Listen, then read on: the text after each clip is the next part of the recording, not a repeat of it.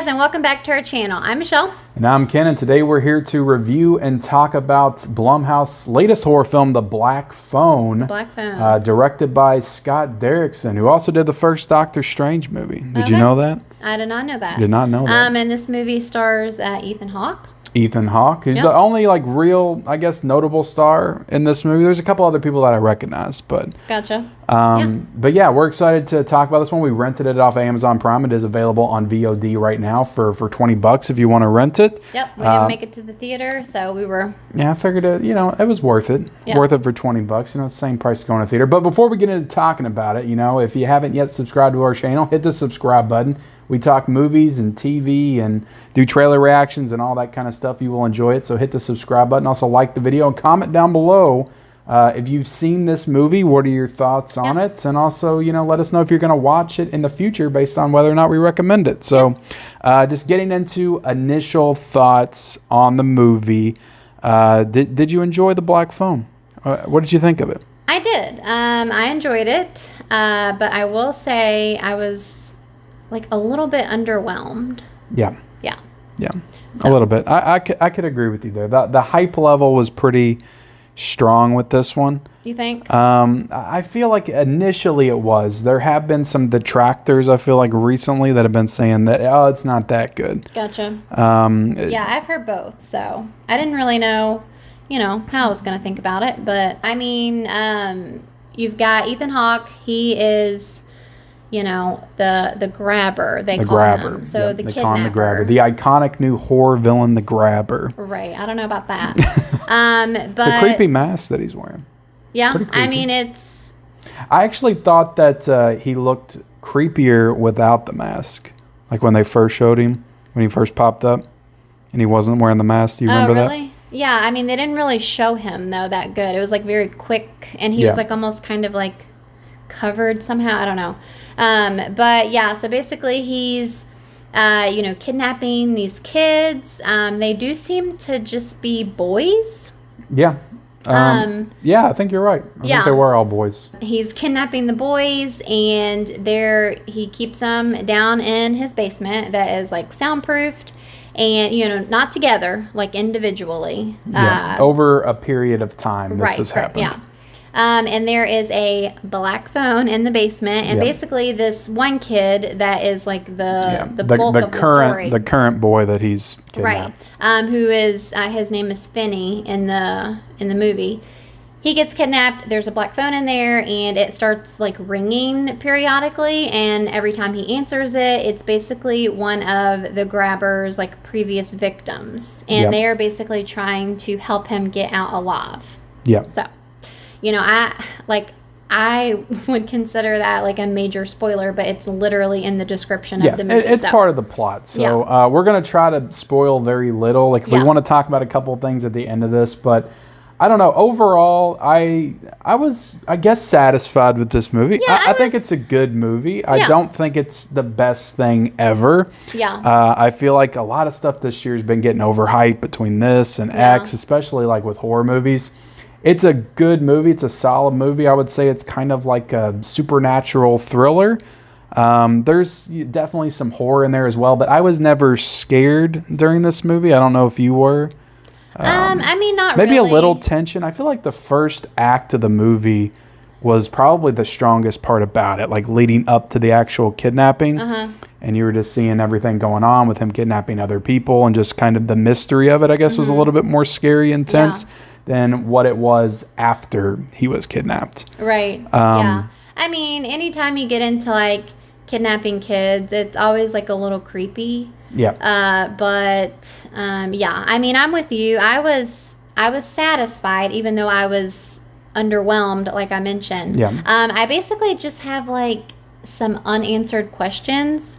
And that always just kind of bugs me. I feel it's a lot of unanswered questions. Yeah, I feel like they could have explained a little bit more about it. Because it's not a straightforward kidnapping. There's other elements involved. Like I said, he's literally communicating with the dead kids, the grabber kidnapped. Yeah, it's for one, how is that possible? Yeah, so they're dead and they're showing up in his room, but sometimes he can see them, sometimes he can't. Right. I don't know. It's it's very weird. There's other characters in the film that have like abilities, and Ethan Hawke, you're never really like sure why he's doing this, or if there's Right. anything up with him, or if he's supernatural in nature. There's Right, that's what just I was a lot gonna of say. unanswered stuff, which I don't Right. always need everything answered, but like maybe a couple of things would have helped. I don't know. Yeah. So, but I feel like for the most part, I mean, most everyone's performances were pretty good. I will say, like, just thinking about it, the kid who got kidnapped, he has a sister, and their dad was really annoying. He was playing this like drunk, alcoholic, The very abusive father. cliched abusive father. Right. Yeah. And he just, I don't know, like, I think he was maybe trying a little too hard or something. I don't know. Yeah. But it was kind of a little, I don't know. Those scenes with him beating them and stuff like that, those scenes were uncomfortable, and it wasn't like because it was actually effective. It was just like uncomfortable to watch his performance, I guess. Oh, you think? I didn't mean, think he was that good really at all. I mean, so I'm there kind of was with you. well, everybody else was good though. Like the daughter, the girl, she was really She good. was excellent. She might be the best performance in this entire movie. And I the mean, girl's these name are- is Madeline McGraw. She plays Gwen. Gotcha. She might be the best performance in the entire movie. Gotcha. Yeah, I mean, she was really good. And I mean, Ethan Hawke's great in the movie, but he's just not in it that much. right, and that was one Yeah. complaint that I heard a lot was that, like, oh, you're so excited for this, but like he's barely in it. I don't feel like he really gets a chance to shine or really No, like have like right. a moment of dialogue or monologue or whatever to really shine in his performance. Like I'm thinking of, James McAvoy in Split. Like that's also like a kidnapping story, and he gets Mm-hmm. Which I haven't tons of moments to shine in that film. Right. And just Ethan Hawke does not get those same moments. It's just his moments in this movie are very few and far between. It doesn't feel like the film really wants to focus on him as much as it does this like supernatural story. And I mean, that's totally fine, but Yeah. I feel like if you're going to put Ethan Hawke's face on the cover of the movie Yeah. and like make it seem like it's about him, like you would think that he would have more time He's to a shine. cool character. He's a cool villain. He's got a cool look to him. I mean, I feel like he was pretty like unrecognizable. Yeah. Like, I mean, I couldn't really tell that it was him, honestly. Yeah, like I thought that most of the moments of like tension and scariness of the movie were with him and like his look. Especially when he's standing with the black balloons and stuff, kind of reminded me of It and Pennywise, but still I thought it was